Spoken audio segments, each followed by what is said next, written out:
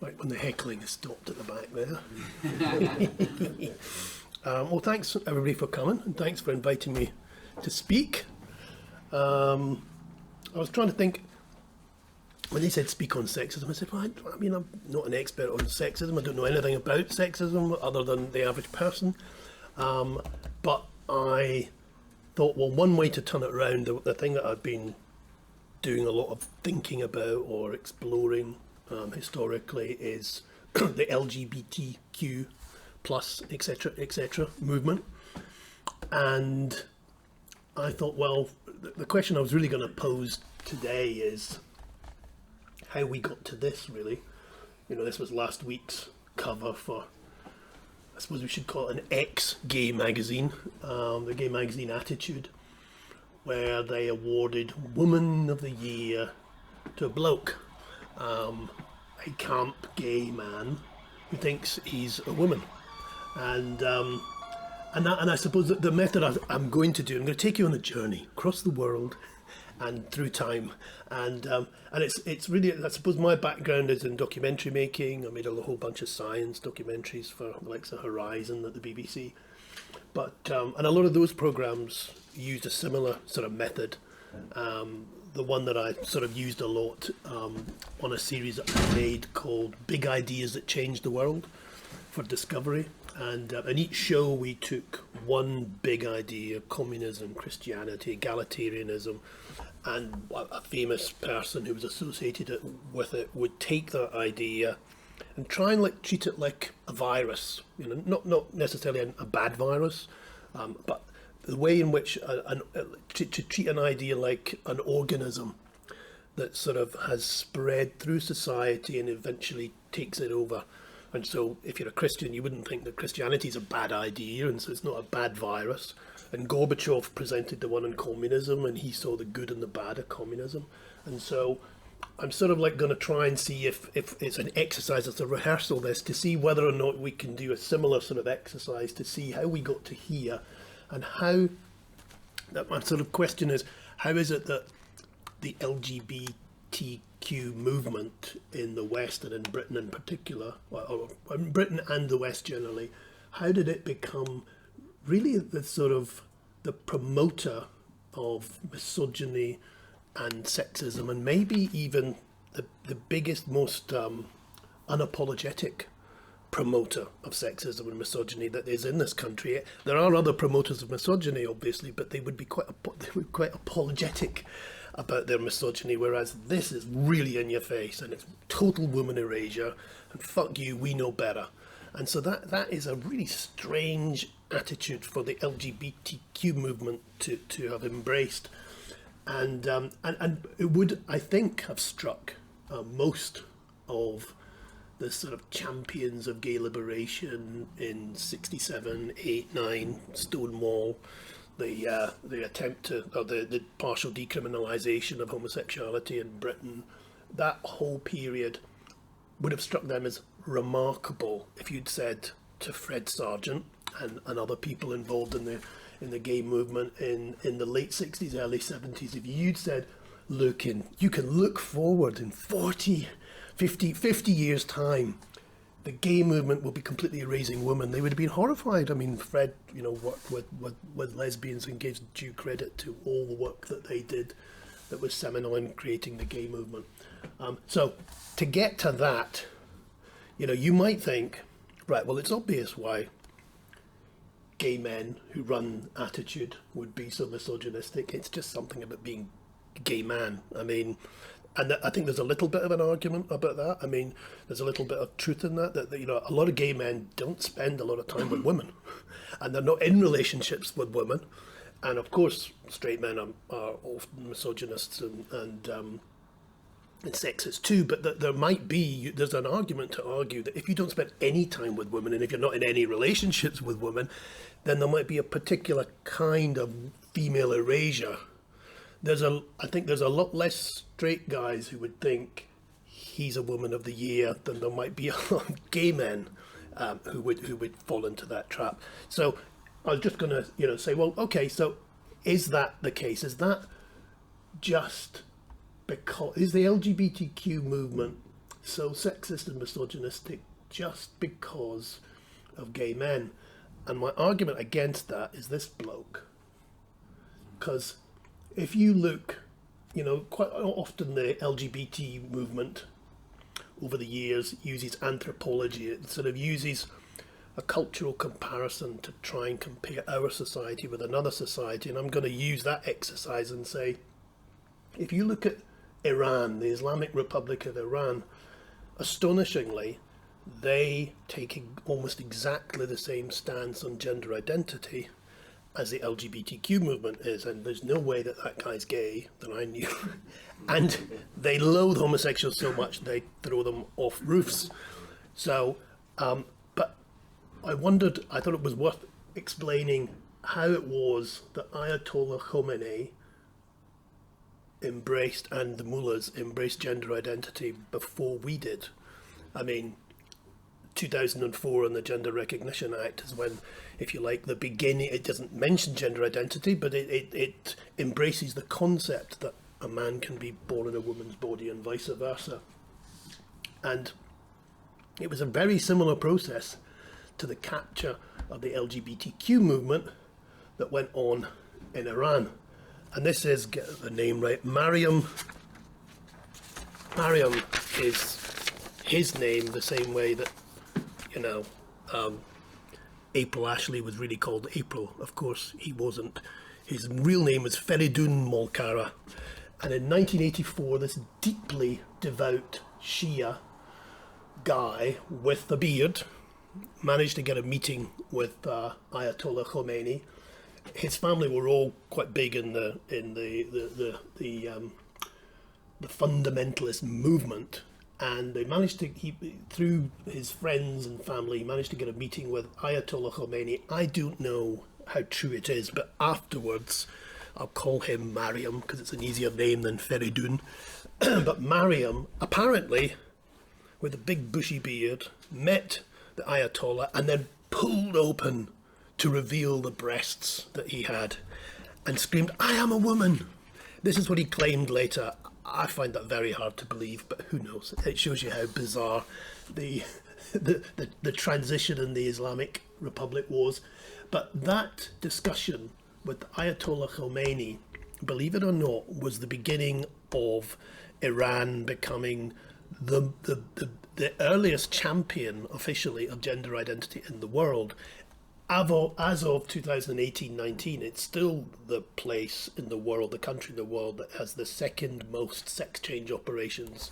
Thailand, of course, Ladyboy Land, is the place where most operations, and it may have changed. That sort of table of shame may have changed over the years. Obviously, there's so many more operations going on in America now. But in 2018-19, it was the country with the second most sex change operations, and Mariam was able to convince the Ayatollah because he had realised that the Ayatollah in the 60s, in 63, Ayatollah Khomeini had written about genital surgery, and he had promoted the idea that people who had ambivalent physical sex characteristics, which they called intersex, should be allowed to have operations in order to, get nature back to where it should be. And just in the way as the whole business of intersex is exploited by the LGBTQ movement here and the trans movement, that they're trying to conflate the two, that's exactly what Mariam did. He said, "I am intersex." And that convinced the Ayatollah that there was this whole group of people who somehow God had intended to be female, but they just happened to look like men. It also, of course, was a brilliant way to get rid of homosexuals. And so those two things together, this confusion about intersex and, here, this beautiful woman who must obviously be really a woman, said the Ayatollah to himself. He probably didn't have that much experience of women himself. He then, issued a fatwa, and and Iran would give you, the Islamic Republic, if you were a homosexual boy, gender non-conforming boy or girl, you can get, I think it's a third. Then they gave almost all of it. It's a third to a half of the cost of your sex change surgery and your hormones. And of course there is enormous pressure to then go that way. So my point of comparing with Iran is to show that that idea is so sort of powerful and intriguing, the idea that men are born in women's bodies and women are born in men's bodies, that it can capture the most homophobic regime and this utterly homophobic guy, Ayatollah Khomeini, and the editors of Attitude. So I don't think it's the reason for the LGBT community becoming the biggest promoter of sexism is not just to do with gay men's innate misogyny or sexism. And so where did it come from? So this is the journey really of, if both Iran and Attitude are promoting this idea, where did it come from? And I'd therefore like to introduce you to an even more glamorous woman than Mariam, and it is Virginia Prince. Virginia, you will be completely shocked to discover, was actually born as a man. And Arnold Lohman, and Arnold Lohman in the 1940s decided, whilst married and with kids, that he was a woman. It was a much better looking woman than he was then, and decided to set up the very first trans organisation, Full Personality Expression. And they were, and this is where I suppose they were trying to work out what's the common themes, and actually they had a bit of the Iranian homophobia going on, because Arnold hated homosexuals and really hated feminism as well. And so the organisations that he set up and the magazine that he was the publisher and editor of, Transvestia, were completely explicit about no homosexual content, no homosexual could join. I get a wonderful quote, which is, the whole sort of transvestite movement, because they called themselves transvestite then, Virginia would go on to be the first person in history to use the word transgenderist, and Susan Stryker, who's the big historian of trans historian of the trans movement, cites the coining of the word transgenderist by Virginia in the late 60s. But through the 50s and 60s, Virginia, to his credit, built up an extensive global organisation. You've heard of the Beaumont Society. In this country, the Beaumont Society was an offshoot of Full Personality Expression, and Virginia travelled over to, like Elizabeth Taylor, to come over to Britain to sort of for the first meeting of the Beaumont Society. The Beaumont Society, too, transvestite organisation, which was completely explicit. Men, transvestites, could bring their wives, and wives could be associate members. The one group that was not allowed to come in was homosexuals. And but there was a great quote from Virginia. Actually, I look at Virginia, I think, is that the Ayatollah Khomeini in drag? There's something about but the quote was, "Nothing is more basic to our insecurities." He's talking about the transvestite movement. "Nothing is more basic to our insecurities, self-condemnation and non-acceptance than the problem of homosexuality." And so, you know, if there are no, obviously, I don't think that all the trans movement is homophobic, and you know, and although there's obviously an element there, but it is astonishing that this person has been written out of history. Susan Stryker acknowledges him because he has no option, but you won't see that in, you know, the Stonewall or Transmedia Watch's sort of great history of how the trans movement became, you know, the great liberating and progressive movement that it claims to be. And so, and I've done a thread about the first trans TV show was on the BBC in 1974, and someone who'd met Virginia when he came over to these pronouns are difficult, aren't they? When you use a woman's name, it's really hard to remember it's a he.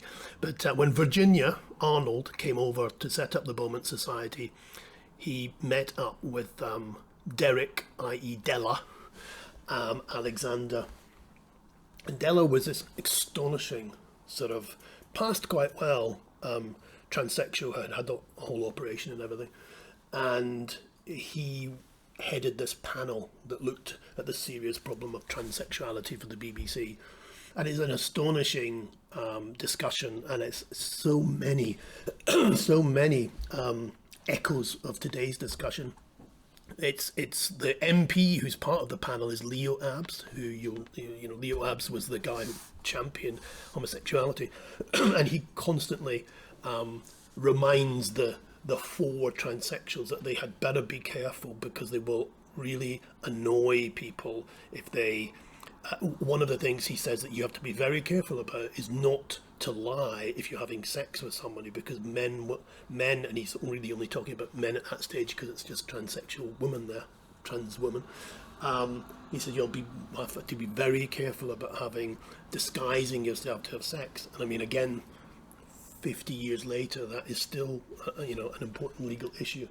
But Della, who chaired this conversation, just happens to drop into the conversation that he had gone to South Africa to fight for the apartheid regime. And you're like, okay, Virginia hates homosexuals, doesn't let them in his organizations, quotes approvingly men's rights campaigners. In the 60s, there was the beginning of a men's rights sort of reaction to feminism, and Virginia thinks it's a great idea.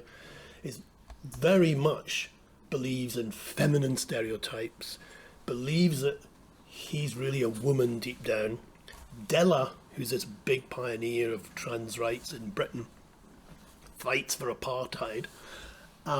It is quite astonishing that the trans movement has, I mean, if the gay movement had in the 60s had a major fighter for apartheid, and we'd quoted all the men's rights activists, I mean, well, Amy wouldn't have got very far, but it would be constantly referred to and thrown in our faces. But somehow that's all been erased. Not quite as effectively as Arnold's maleness, but it has been erased publicly. So how did we get to that? Then, if you look at the official story told by the trans rights movement, it is that the gay movement and the trans movement were sort of born together, like, twins. And the birth, if you like, happened in 1919 in Berlin when Magnus Hirschfeld, a gay Jewish guy, set up the Institute of Sexology. And very soon, a lot of the ideas about being born in the wrong body and men or women and sex spectrums, they were all sort of tabulated and categorized in detail in this institute for the first time. But what's interesting, it would be possible to run away with the idea, and I've often said that Hirschfeld was deluded, and he was, and he sort of basically pioneered sex change surgery, and so it would be possible to think that, finally we've got to the source of all this madness. It's that bloody Magnus Hirschfeld in Berlin with his mad ideas. Unfortunately, the idea is so unusual, if you like, this idea of born in the wrong body, that Magnus Hirschfeld is not actually the birthplace of it. And it's slightly more problematic, if you like, for the gay movement of where it really comes from. And to get to that, the real birthplace, you have to go back further. Now, of course, with every idea, is when we were making these shows, the problem is you can keep going back and back and back and back. And where do you get back to? The Stone Age man that first thought I'd share my food with somebody was the inventor of communism. I mean, it's ludicrous. But there are places where the ideas are it's sufficiently worked out that you can begin to imagine that that's where they were. And in 1864, because that's where we're going back to, in 1864, Karl Ulrichs, who's a German living in Prussia, began writing a series of essays. And what's interesting is, see, in 1864, the word homosexual didn't exist yet. It was another 5 years before somebody thought, Christ, we need a word for all these guys, fucking guys, women, fucking women. Homosexual, that's what we'll come up with. But it's quite a mind-bending concept to imagine that you're homosexual or heterosexual. That was a word that came even later. You know, how would you have described yourself? And so there were a whole bunch of slur words, but Ulrichs decided these slur words were not enough. He was himself. He came out as the word that he invented to describe what we now call homosexual, gay, or whatever, or queer, I suppose, which was a terrible word. In English, he clearly wasn't an English speaker, because no one would come up with this stupid word, which is an earning. And so the urning, the earning, was the word that he came up with. He came up with other ones for lesbians, I think were a de-earning or something. It was even more stupid. But they took off in a way that he probably hadn't expected, because there was a need for the word. And there was a growing sort of movement of a very small movement of people who knew that they were same-sex attracted. Let's use that as a sort of simple term. And he came up with this word because he wanted to oppose. There was a movement towards German unification that hadn't yet happened, and I think it hadn't yet happened. It was in that decade that it happened, and everybody knew that when Germany unified, it was likely that it was going to be under sort of Prussian leadership, and the Prussians criminalized homosexuality. I mean, sodomy they must have called it, whatever that is in German. But most of the other German states didn't criminalize homosexuality, and so Karl Ulrichs was determined to try and make sure that if we could make the German law for the whole of unified Germany more like the liberal versions in the other states, then that would be better for him, because he was an earning, rather than the Prussian. Unfortunately, he didn't succeed, and in fact the Prussian criminalization of homosexuality was brought in. But the reason it's important, the invention of earning, isn't that it was just a word, because his definition of an earning was a man with a feminine soul and a woman with a masculine soul. And you're like, oh God, do you realize what you're doing, what you have set off? And obviously, I say, well, it was 1864, where women didn't have the vote. Where women, if you wore, women couldn't wear masculine clothes, and guys couldn't, express their femininity because it was Germany and it was warlike, and it was all about the military values. And so, I think it's important to remember where all of this stuff starts. That in 1864. I mean, we might use the word binary. You couldn't have got a more binary, trapped world for people who were in any way sort of different from the stereotypes, and the stereotypes were rigidly enforced. Everyone had to get married very young. Women had no rights. We talk about patriarchy now. I mean, that's, to use another German expression, that would be the Uber patriarchy.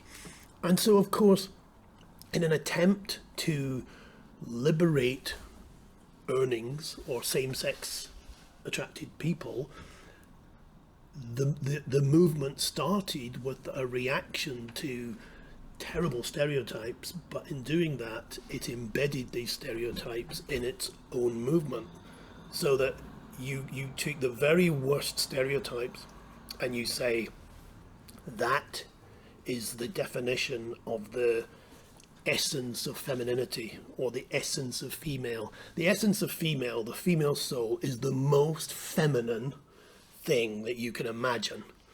And the male soul is this active, confident, determined, rational, all the things that the patriarchy ascribed to men are now taken as the very definition of masculine, and therefore if a woman expresses any of that behaviour, she must be male, and ditto for guys who have, slightly soft edges, they must be a woman. And that is an idea, obviously, that has haunted us ever since. Now you'd think, well, Christ, it's 1864, it's a guy called Karl Ulrichs, we don't have to be trapped by this one bloke in Prussia. But because the gay movement, whatever we might call it, the earning movement, had a task, it had to liberate German guys, mainly guys. There was a law against lesbianism in Austria, but there wasn't in Germany. So it was largely run by guys. They had something to fight against. There was quite a dramatic growth in the gay movement in Germany. But then the ideas of Ulrichs are taken up by, I think it's 1889. This is a later edition, and that's obviously the English translation. Krafft Ebing probably is the person that really, it became a bestseller, even although he had to. It's a catalogue and description written for those involved in the criminal justice system, and doctors and psychiatrists, and he was a psychiatrist, and he started out very, very anti-gay, or anti-earning, and in 1889 he publishes this. Chunks of it are written in Latin because he wants to stop, ordinary people reading about masturbation, and it's got everything in there. He coins a lot of words. He coins the word sadism, he coins the word masochism, he coins the word necrophilia. So imagine that on your tombstone. Coined the word necrophilia. But and so you're very influential. But it does something, and it has embedded in it all of Ulrich's ideas. He has taken. I'm not sure if he pays credit to Ulrichs, but he defines this.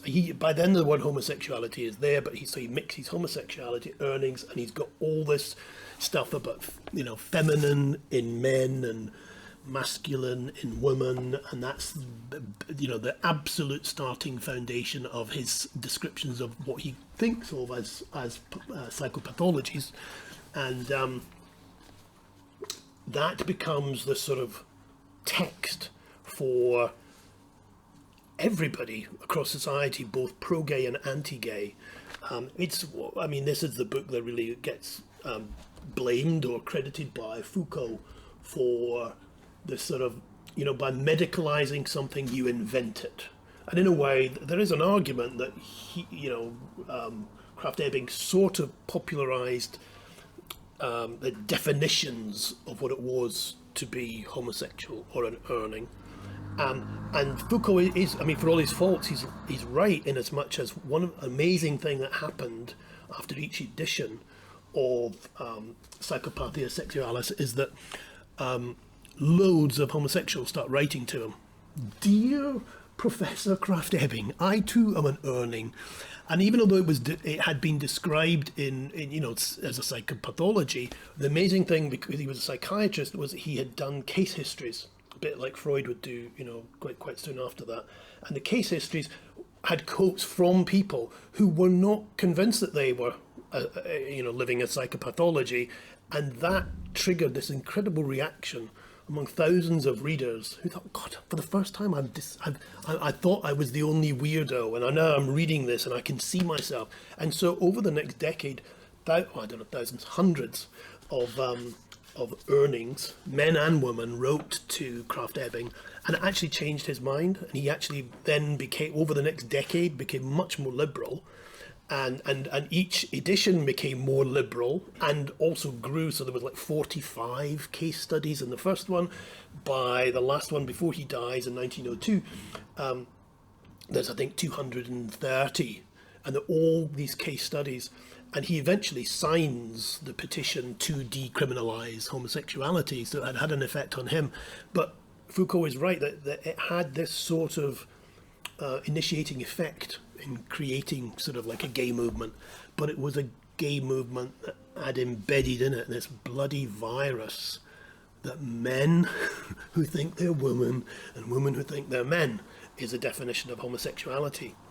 And it was so sort of evocative, and it became the basic assumption of the gay movement that even somebody like, say, Edward Carpenter, Edward Carpenter, big socialist leader of the homosexual movement, if you like, or the campaign for homosexual respect for homosexuals in Britain in the end of the 19th and beginning of the 20th century. I think this is 1908 this was published. And he called it the fucking intermediate sex. It's like, do you realise what will eventually happen if you keep talking about intermediate sexes? You will erase sex altogether. But of course, it's easy for us to be so wise and look back and say, duh. But for them, they had no notion that Dylan Mulvaney would end up on the cover of Attitude. Edward Carpenter would have been horrified to discover that Attitude had a trans woman on the cover. And so he takes Krafft Ebing's ideas, he takes Ulrich's ideas, and he has this complicated garbage about men who are women really and women who are men really. And a study of some transitional types of men and women. I mean, for fuck's sake. It's what I'm saying, I suppose, is that the story, we have this idea that in 2014, a bunch of trans activists sort of, bulldoze their way into the offices of Stonewall and say, right, at gunpoint, you change your whole attitude. There is an element of that, and there's a demented CEO of Stonewall who allows them to do that. But the other side have some arguments on their side. There was a long tradition of this confusion, of this erasing of biological reality, but it was based on ideas created by men, almost all men, who were coping with a world that was hugely patriarchal, and where it's, if not understandable, it's at least we can at least give them some latitude for their stupidity. They were clever people, but they thought they were solving a problem, and like so often, the law of unintended consequences, they just created other problems. I'll quote from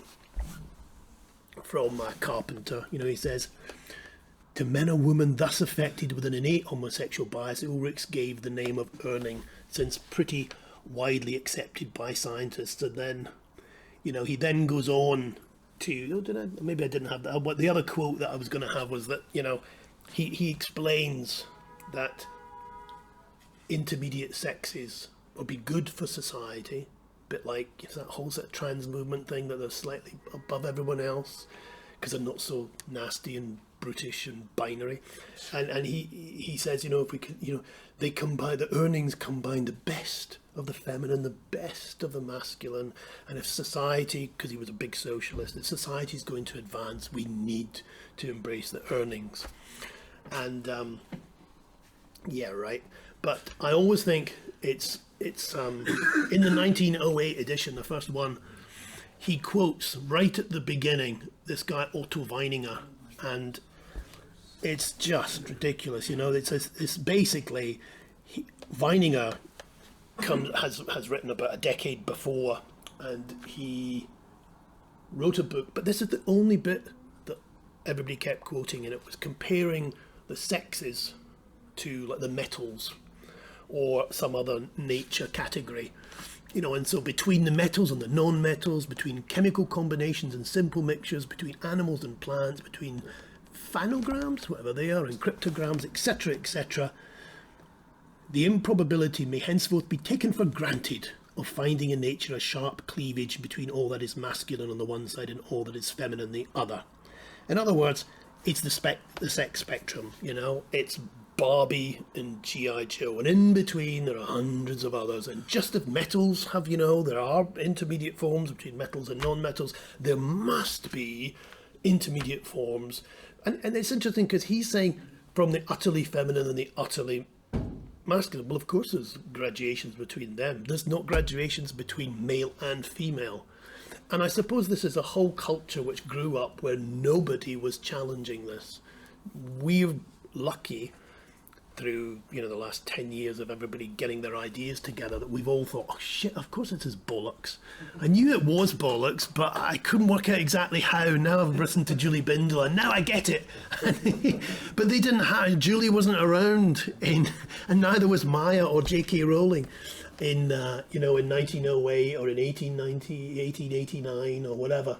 And so Otto Weininger's notion, he made this, what is a very effective argument if you don't have Julie Bindel around, which is that everything in, he basically suggested that everything in nature has gradations, and that's such an evocative idea, and people think, oh, of course it is, of course sex must be, but the reason I mention him is that Otto Weininger, and I mention him because he's a brilliant example of how progressives like Edward Carpenter, you know, you can't think, he's right in there with it. He's one of the founders of the Fabians. I mean, he's right in the heart of the story of left-wing Britain. It shows you how that sort of idea is so beautiful, if you like, that they let their brains fall out. Because Otto Weininger there's a famous expression by, it was Hitler who said, I can't remember the guy who was one of his mentors, deeply anti-Semitic, funnily enough, deeply anti-Semitic mentor of Hitler. And he quoted him during the war and said there was only one good Jew and he shot himself. And it was Otto Weininger was the one good Jew they were referring to, because Otto Weininger became this huge figure, cultural figure, partly because of this, but also because he was a Jew who decided that the Jews were a threat to the world and to culture and civilization. He was only like 24 when he shot himself, and his book didn't take off immediately. It did when he committed suicide, because that just showed, you know, how brave he had been. And he wrote the most anti-Semitic tract. He was Jewish born. He converted from being a Jew around about 2 or 3 years before he wrote the book. It is an unbelievably anti-Semitic and reactionary work, but it has the sex spectrum in it.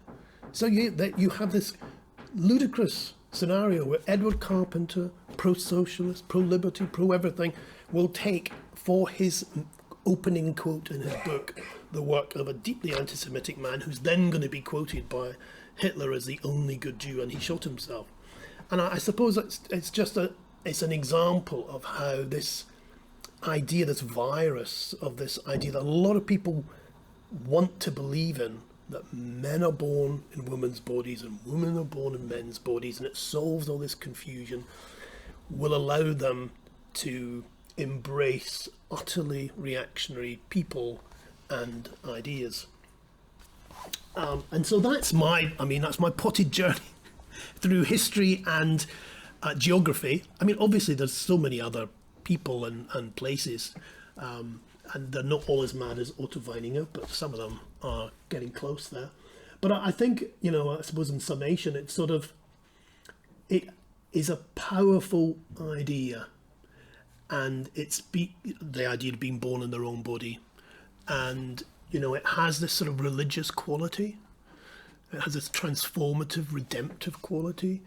It seems to explain so much, but it's deeply irrational, in the same way that, you know, you can imagine, you know, the Ayatollah Khomeini embracing it, deeply irrational.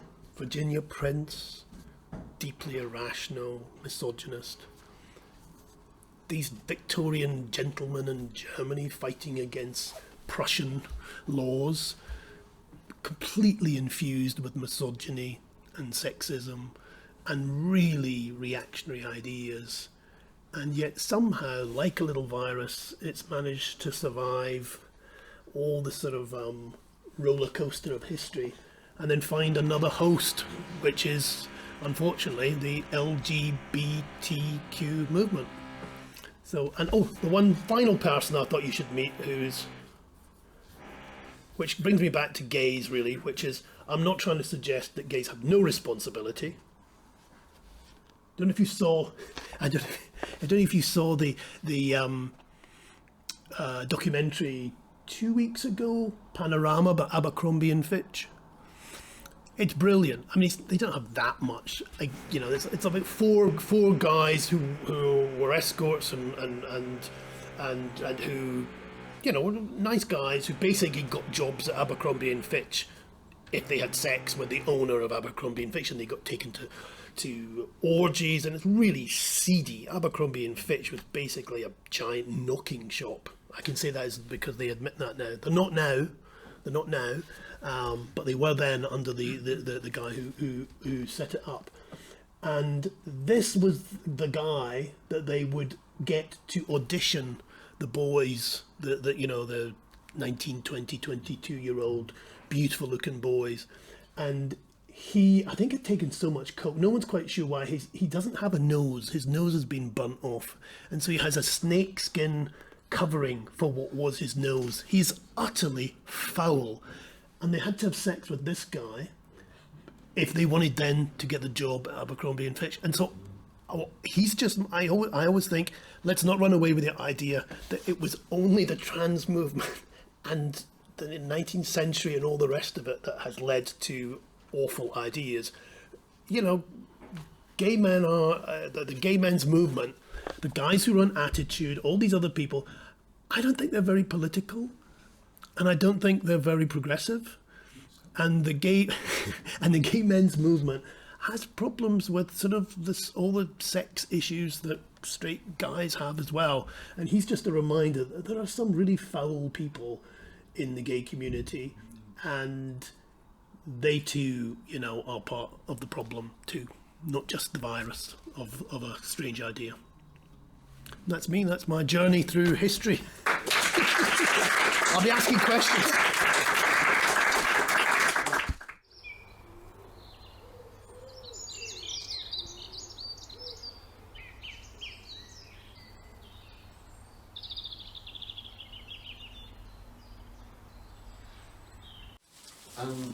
Given what you were saying about gay men and their kind of responsibility, also I think men, when they're socialised into this culture, are socialised kind of eroticised inequality. And there's always been accusations against gay men that there's a problem with paedophilia, and there's often sometimes you're loaded together.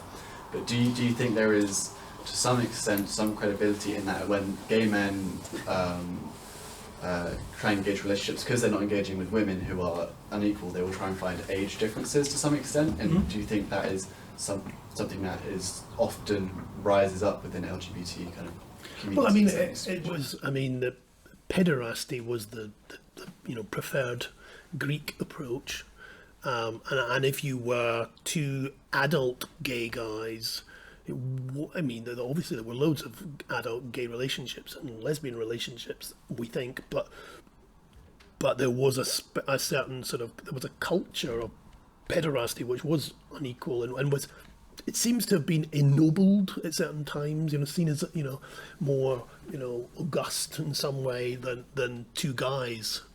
Although I do remember, there's brilliant statues, Etruscan statues. The Etruscans were great. I always think it's annoying that the Romans won and the Etruscans didn't, because the Etruscans have all these fantastic, grave sculptures where the married couples, are portrayed and they're all hugging and they're beside each other and everything. It's so sort of loving culture. But there are a lot of same-sex couples, and they're adults and they're portrayed in the grave monuments as well. But yeah, I mean, Greece obviously had pederasty, and it's always haunted. If you don't have a word homosexual, and pederast is around, because it was around, and there's a lot of confusion, then I think a lot of guys were confused as to where their origins, what the origin of their sort of, what they would have seen as a pathology or as their sexuality came from. But that's a different question from the modern one. I mean, one word, Tatchell. I mean, he's constantly apologising for it. And I didn't, have Harry. There's, before Stonewall, one of the biggest pioneers of the gay movement in America is Harry Hay. Who the Radical Fairies creator, and he's a left-wing guy who'd read Carpenter, who'd met Harry Benjamin and knew a lot about Hirschfeld, and he was convinced that it was a good thing for boys to have sex with men, and was a big promoter, supporter of NAMBLA, the North American Men-Boy Love Association. They could have done with a branding person for that. That's never going to work, is it? Terrible name, thankfully. But yeah, so it's. I mean, there's always been that sort of. I suppose because gay guys had a movement, paedophilia could attach itself and sort of try and get a little bit of glow of the halo of a civil rights movement, whereas straight paedophiles, there's no movement for them to attach themselves and try and cover themselves in glory. So that was fantastic. I really enjoyed that. My question is kind of just the latter up. So a lot of your history is basically up until the point we hit basically language. Yes, yeah. So I'm just wondering, what do you think is the catalyst that differentiates that conception of psychopathia, transsexuality, that idea? What's different between that and what happens now with like attitude and those ideas? Well, there is that transition. I mean, Foucault is the means by which all of that history, although he takes a sort of wafer thin perspective on it, but he brings all of that back in and sort of turns it into something progressive and intellectual and clever. And so Butler and Gail Rubin and all these in the sort of 70s in Paris, and then Butler afterwards, they're all sort of taking all these ideas again and sort of transmogrifying them and repackaging them and making them look progressive. And so that's, I suppose, how all the crap comes back in. And then, is there a trick? Well, I suppose it's just that queer theory. I mean, Rubin, Butler, and the rest had this conviction that the definition of sex was somehow the invention of patriarchy and the invention of heterosexism, and therefore you had to oppose it. And as Vishnu was saying, earlier, even if they now began to realise it was wrong, they've built an entire fucking academic industry on this concept that sex as a concept is itself oppressive, and this concept that categories like sex are sort of inventions. This whole nonsense about I mean, it's a postmodern idea, isn't it? That everything in science is sort of social and cultural anyway. Any idea is, so you can't reflect and say, well, there is a reality out there. Reality is what we are creating day by day. The way that Butler thinks we're creating gender by performing it, they think the truth in science is being created by us performing it. And so it's really hard for us to say, wait a minute, there really is this thing called sex. And you're confusing the thing, and it's bizarre because they, although they're saying everything is created socially, think there really is something, an essence of male and female that is real. You say, but I thought you said everything was socially created, like sex. But so sex is completely created and is just a political vehicle. But there's some essential you called gender identity that isn't created. And I mean, I don't know how you argue against that, because they are convinced that gender identity is somehow a thing that is beyond scrutiny. I'm not even sure if it's that they think it's a thing that's beyond scrutiny. I mean, my first pass of thinking what the difference between that kind of old school idea and what we see in Iran is that idea sees, sex-based stereotypes as things that you should enforce against people. But the Iran one, yeah, right, and also Hirschfeld and the people who are like they reify these ideas of masculinity and femininity. They just want a way for someone to be able to navigate those, and the way you navigate those in that is that you have to have a female soul and a male body. Yeah. Or something like that. But the difference between that and something like attitude, I think, is that they see their motivation I think it is a moral motivation. They're absolutely committed to the idea that individuals should be free from all constraints. And the constraints of sex is one of the things that they should be free from as well. If they want to get out from that, it's kind of a liberation argument, but it's a liberation from everything. And the only way you can do that is if these things are reified as real as well. I totally agree with that, but I would also say that, you know, it's like I retweeted some guy had sent a supportive tweet to India Willoughby, and it was sort of like ridiculing Rishi Sunak, who said a man's a man and a woman's a woman, and it was a beautiful picture of the gorgeously fragrant India looking at his compact mirror, and it said, how could anybody think that that's a man? I think, well, anybody who knows anything about biology and knows what he looks like when he's not so filtered. And so, I mean, yes, I totally get that there's a political project and all the rest of it, but there's a reason that they do so little thinking, and because they're in a bubble and they don't get challenged at all, they really think that it's a slam dunk to present that. How could that be anything than a woman? Because it's the ultra stereotype. I wonder if, in sort of the historical journey you've taken us on, there's another sort of latent cause of this conflation between homosexual, transsexual, etc., which is a very basic sort of reaction that probably every gay boy, or particularly feminist gay boy, would have to go through, which is the oddity of being attracted to the same sex, right? Yep. And then wanting that to instead map on to what you see as a Completely natural evolutionary sort of understanding, scientific understanding. And one way of coping with that is then to say, no, I have a natural essence that is feminine, or some such thing.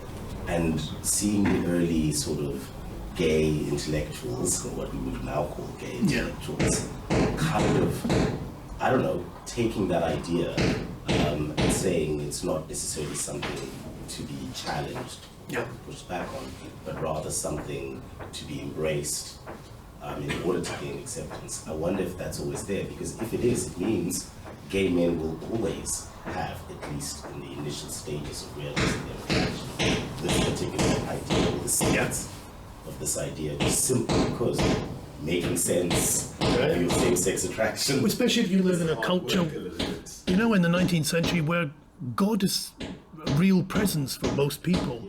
And even if they're a little bit sort of, you know, like on the agnostic side, they're more like, you know, Quakery or whatever, it's a real, you know, the idea that you could be an exception to nature is very troubling, because God designed everything. So I think you're absolutely right that they plump for that, they jump for that. But also there is, you know, we can't get away from the fact that a lot of homosexual men are quite feminine, and a lot of lesbians are quite masculine. And so there's those two things that a boy or a girl might be troubled by. Oops, I want to have sex with the same sex. That's troubling enough. Oh, I'm also gender non-conforming, whatever the hell that means. And so that it's a very, you know, that solves the problem immediately. Oh, of course I'm a little bit camp because I've got a little bit of a woman in me. I think I speak for many people. I know a family where there's a 14-year-old boy and they're transing him because he's a bit feminine. Yeah. They would prefer I've spoken to family and fallen out with them. They prefer, their thinking is, I'd rather have a straight girl than a gay boy. And I tell them, you'll have a eunuch. Yes. Exactly. This isn't necessarily a question, but I just wanted to explore a little bit on, I think you mentioned about the sort of, the idea of the kind of beautiful idea of, or the beauty of the idea of not having to have these sexes. There's a slogan from the racial equality or international justice movement at the far left end of it, simply no borders. which you may have heard. And I think in that realm, the idea of a no borders utopia is a very maximalist expression of how you could get to a place, or if you had managed it somehow, you get to a place where you don't have any of these national squabbles and you don't have any kind of racial inequality and anyone can move anywhere. And that's beautiful. And I've come across that a few times in trans activist rhetoric as, you know, what you normally see as a no borders, no something else, can't remember, as an anti-racist no kind of ages slogan. often, yes. You'll see it as that with a big trans slogan on it. Yes. So it's a big trans symbol on it. And yeah, that kind of, obviously, you know, that chimes in. So you can see the idea of it, I guess, the possibility, if you could just magically do that, of going, we don't have to worry about these problems, it's all just free and easy. And yeah, as you've mentioned, it falls foul of the fact that there are just some concrete facts in there that won't go away. But I guess the only other thing I wanted to say, well, I wanted to wonder if you'd heard that slogan and so on. And no, I think it's interesting because, I mean, it's so utopian that I always think, you know, the 19th century, they believed in heaven, you know, it's an actual reality. It wasn't like some really way that you actually went to heaven if you did the right things. But no borders, no bodies, no, you know, it's sort of like, it's that same sort of like, oh, I'll rise up. You know, what's that thing they have in evangelism in America where they, the rapture. It's got that sort of religious quality, isn't it? But, you know, and the other thing about, you know, no borders, it's sort of, it's sort of, the reason it comes into this, I think, is there is also something that we haven't quite got rid of, even though our culture is sex satiated. There is that puritanism about the body. So you were talking about, you know, they'd rather have a eunuch, although they wouldn't say that. There's a sort of, you know, there's something about the binary sexes and the homosexuals all being a little bit dirty. You know, they're a little bit, you know, God, sort of like they like sex, you know, whereas these adolescents are so troubled about sex that they love this idea of sort of like, we will be like spirits and we will float in our gender spectrum and we will, you know, we'll be non-binary. They really mean kind of non-sexual half the time.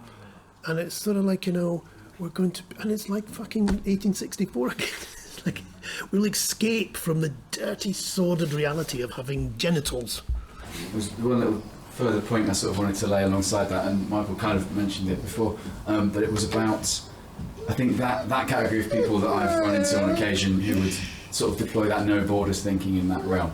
I think they don't require anything like the belief in this innate gender identity that some of those people go for, because they can take that stance very maximally just from this place of no restrictions. Of no restrictions. A sort of in my opinion, flawed, a very sort of bougie liberal misunderstanding of anarchism, and saying it's just about anyone can do anything they want, so you can't clamp anyone's style. So those people, like, I think maybe it's an idea to think about the whole movement. It's quite fractured. Well, maybe you're right. I don't think they actually dissect and work out what they even mean by gender identity. It's sort of like, they should really just say the real you or something. You know, everyone knows who they really are, and you have your inner. It's like an inner identity, your inner identity of what you think your gender might be. But they haven't. They never, because nobody questions them. It's just a sort of inner world that they have, and the no borders is usually sort of, how very dare anyone else look inside my soul to decide what I am. You know, sort of, I have no, you know, it's sort of like the one thing that they do have borders is the individual cannot, you know, anyone can not say what they really are. You can't tell, I can't say you're male, even though you look male to me. You've got an inner, no bordered identity. Yeah, I was going to ask, because I think everyone has a different idea of this, at least in the gay community, and it's so important to me that I can't tell you how important this is to me, but because there's no consensus on it, I find it really frustrating. What is your suggestion as far as gay men, and you can apply this to lesbians too, I guess, but I'm speaking as a gay man. to gatekeep what it means to be a homosexual in such a way that this doesn't happen again. Because in some form or another, right, like in all the instances in history you were talking about, it constantly happens, and it's like a vicious cycle of what I see as just homophobia. I know a lot of these young kids that are into this movement just now see themselves as like champions for gay rights because they don't realize that they're foot soldiers for homophobia, but it almost doesn't matter to me. It's like, to me, if you're a homophobe, you're a homophobe. I don't care if you realize that you're one or not. Like, I'm done with it. I'm so done with it. Yeah. And so what would be your suggestion to gatekeep it for good? In my history, I was going to go further back even, but, I think it's important to remember that, you look at all this stuff and you can almost think, wait a minute, what does it even mean? What is a homosexual? What is it like? And the thing is, I look back in history and there were big poofs before they came up with the word homosexual. So, part of this whole sort of anti-homosexual movement in the 19th century was because under the French Revolution, became associated afterwards when they, destroyed Napoleon. It became associated with the Jews had been liberated, Freemasons were involved, so Freemasons had a bad rap from then on, but the Napoleonic Code freed homosexuals, and so afterwards the reaction against sort of modernity or whatever, even if you think the French Revolution was a bit of a mess, was always against. It was always anti-Semitic and it was almost homosexual. And the reason I mention that is because one of my favourite characters in history is the guy that Napoleon trusted so much when he went to Russia stupidly and against this guy's advice. The guy said, it's a disaster, Napoleon, do not go to Russia. But the guy who said this was Cambyses, and Cambyses was the biggest poof you could ever imagine. He was as camp as Christmas. Everybody called him Taunt, his auntie, and he had big wigs and sort of like huge, sort of hugely vain and beautiful. His house, he painted the windows and everything in gold and everything. But he was a capable administrator. So capable that Napoleon said, if the one person I'm going to trust when I go to Russia, Cambyses. Napoleon had no problem with Cambyses, liked him, and so I kind of think you have to remember back, right? There's a tradition which we may call homosexual, we may call gay. I mean, I don't mind queer that much, but I would never use it myself. There is guys are attracted to guys and women are attracted to women, and there is even a world in which, if it hadn't been for the LGBTQ assault on homosexuality, we all thought, I think, that eventually these definitions would sort of like, they wouldn't need to be policed that much, and if you slept with a woman, you slept with a woman, who cares? But now, strangely, in this sort of irony, it's become really important for the very reason that you said, that all these young kids growing up who are now essentially being medicalised out of their homosexuality, where it's become important to emphasise homosexuality as a sort of valid notion, but also, and I think the way to do it is through the reality of sex. That sex exists. It comes in two forms. Duh. Otherwise, we wouldn't be here. And once you defend sex, then actually, I think the notion of homosexuality is sort of that great word reified again. Whereas, if you allow, it's J.K. Rowling's concept, isn't it? What she said, you erase sex, you erase same-sex attraction, and so we have to reify sex as a concept, and that I think ends up defending homosexuality. I just wondered if you've looked at the influence of Darwinism, because it seems to me a bit like with Darwin, he was sort of dissolving differences between species. It was making it transitional. I always think of Darwin as on our side. I'd hate to think that he'd been captured. Don't let Darwin get captured. No, please. So he was undermining the Linnaean system of rigid distinctions. Right. Because species are gradually evolving. Right, yes, yes. I wonder if Well, maybe Weininger is got that sort of idea that there's... Yes, I can see how if you think there's something between metals and non-metals, you might think there's something... And in fact, I didn't read the full quote from Weininger where he says that there's gradation between bird and mammal. Actually, I think he's wrong, because I don't think there are gradations between bird and mammal, but there are gradations between, other sort of forms. Or reptiles and birds. Yes, exactly, yes. But I mean, there is just no chance, and we know from Dawkins that there is no chance that Darwin ever thought that sex wasn't real. So even in the gradations between these, forms of life, sex, is like the biggest. Other people could have taken him to mean that. Yes, I can imagine. Yes, and Darwin was such a huge figure. Obviously. Well, I mean, we might be talk about this a little bit later as well. Yeah. Like, we'll be sort of like reflecting on the day later on anyway.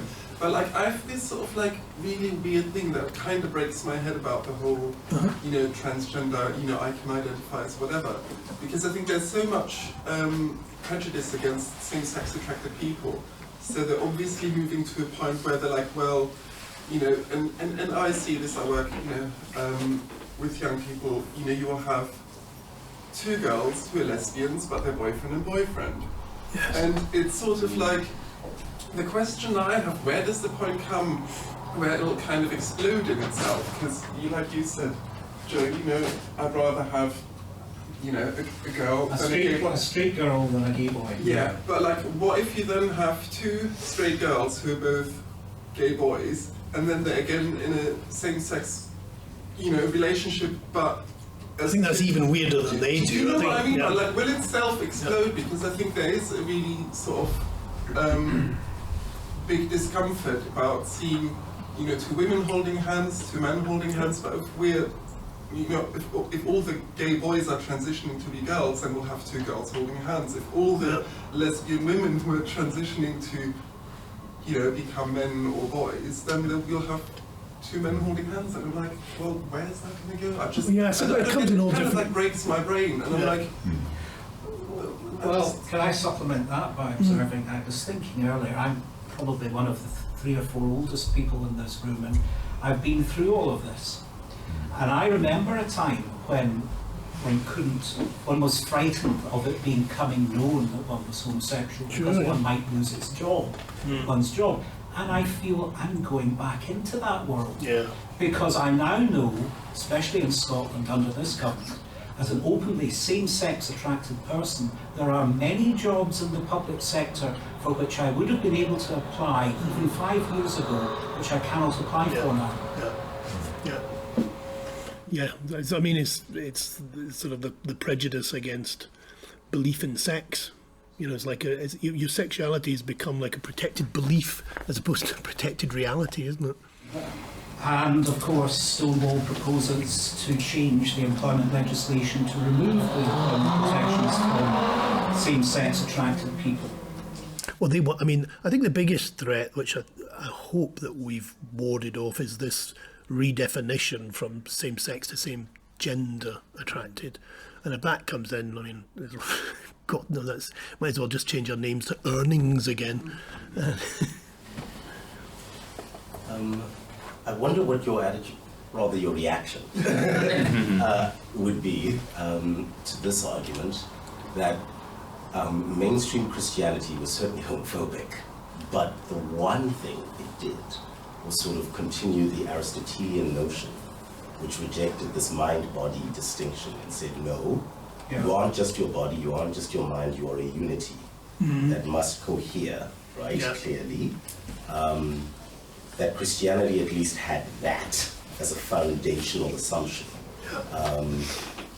But with the decline of Christianity, obviously that old Aristotelian idea is gone, culture, and instead this other dualist notion can then ascend and fill the gap.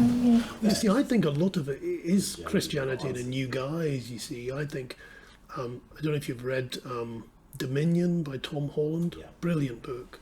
And that sort of, at the very end he just mentions LGBTQ at the end, but he's sort of, that sort of idea that the, and Vishnu mentioned it as well, it's sort of society's, always looking for the poorest, the most vulnerable, the most oppressed, to then lift up. And that notion in Christianity of, the meekest will inherit the earth, the lowest shall become the highest, that sort of, that overturning, which he says has fueled so much of sort of Western society, sort of revolutions. I mean, I don't know there are any more revolutions in China or whatever, but it's definitely a phenomenon. And he, eventually, if you've begun to sort out most of the problems for most of the people, you then have to look for an even smaller niche group. And in the case of trans people, I think they're now, and also there is something about, I think Valdemar Janacek did a brilliant documentary about the early Jesus. And if you look at the early Jesus, he's very hermaphroditic, and there are really, has big hips and sort of, and it's very boyish.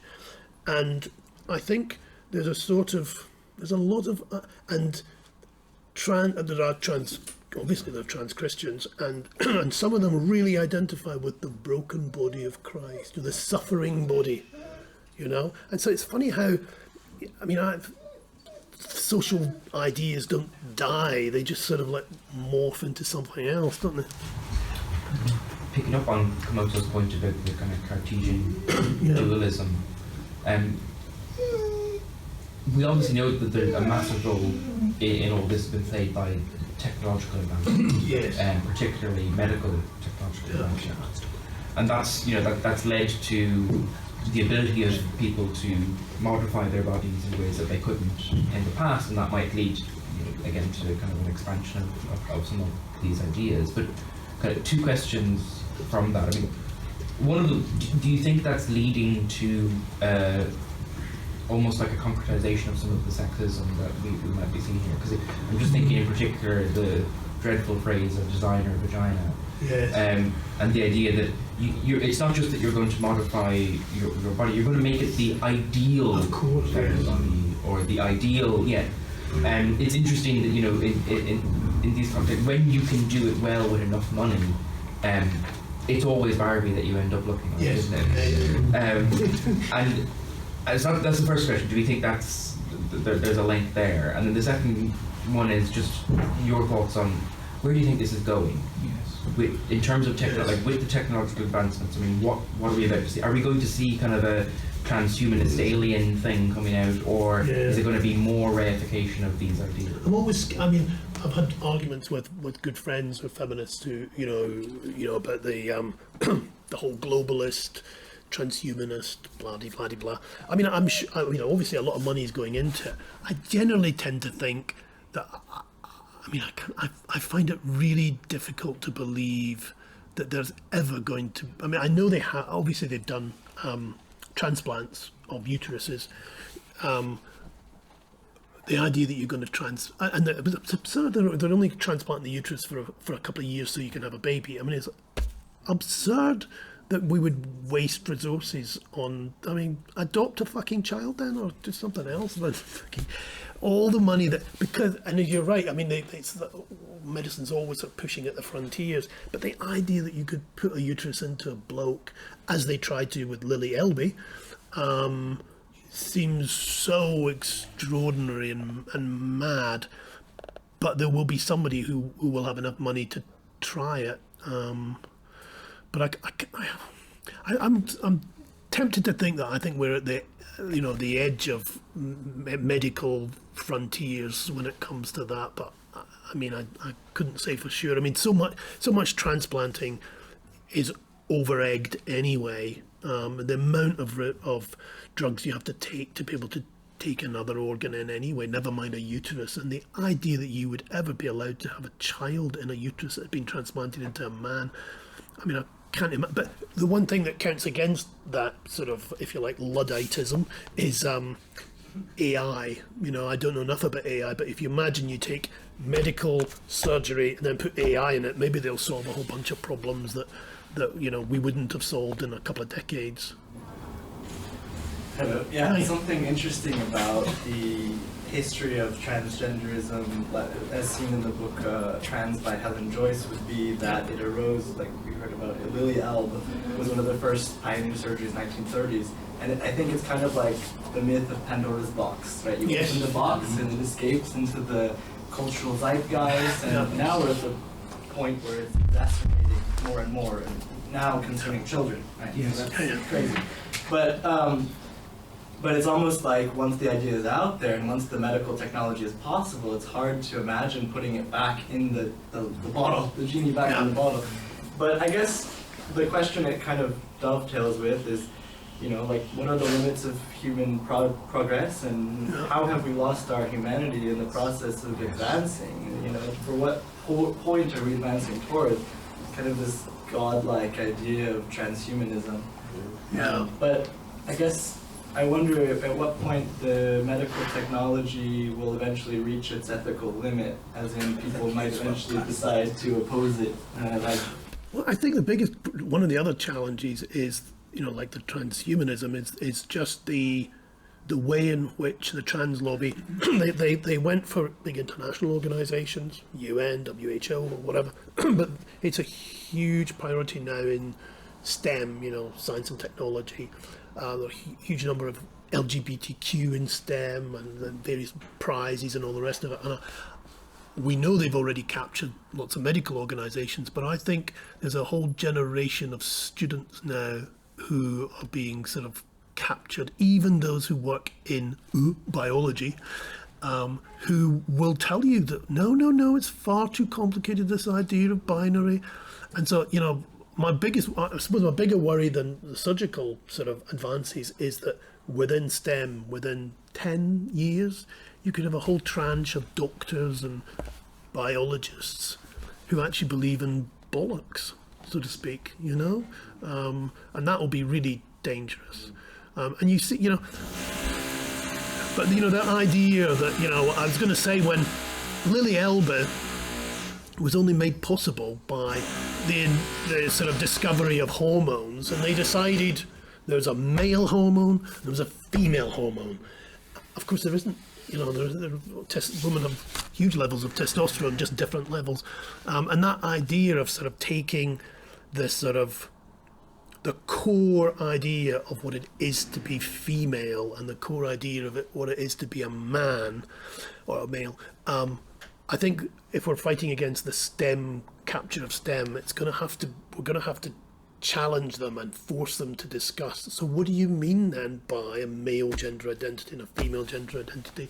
And so if somebody's going to transplant a womb, then it's, you know, we're going to have to say, but you have this male body, where is your femaleness? Where is your, you know, what's the justification for putting a uterus into that body? Well, spending all that money and all that time, I mean, hopefully we can have that debate with STEM students before they are the surgeons doing the transplanting. Yeah, I mean, we can maybe do one more, just in the interest of time. I think also just give people time to sort of grab some lunch. Definitely, yeah. But if you have one more question, just go for it. Well, I mean, there's a big question. Sorry, we got here late, sorry. But, just about, I guess, coming back to the question, is it going to stop with the surgeons stopping their practice? I don't know, there's a lot of money there, so, you know. Or is it going to stop in people getting a little bit of self-esteem and saying, I'm not going to do this to my body, you know? At which way, you know? Or government, is it going to be done? Well, I suppose very quickly, I think the big issue is, I mean, there's a bigger issue really about bodily autonomy and this whole notion that, you know, you can have any operation done. We've allowed it with cosmetic surgery because, you know, who cares? But you know, it's crept into that. But then, you know, what's to stop you having a limb removed or, some other thing that gives you some sort of sense of identity. I don't know. It's going to be, it's be Lawyers of the heroes. I'm saying this as lawyers. It'll be rich territory. Yeah, but I mean, look at what happened with lobotomies. The reason why lobotomies are no longer done anymore is because a whole bunch of insurance companies have to pay out a lot of money for medical It's going malpractice. to be total. So Right. Okay. That's what's going to do it. Yeah. Or if you're looking at like the CAS review, this is people looking at whether or not breach of legal standards of care has occurred. That's the big issue. Right? So the last message is really that it's not political activists in the LGBTQ movement that are going to change the world for the good, but lawyers and insurers. Thank you. Thank you.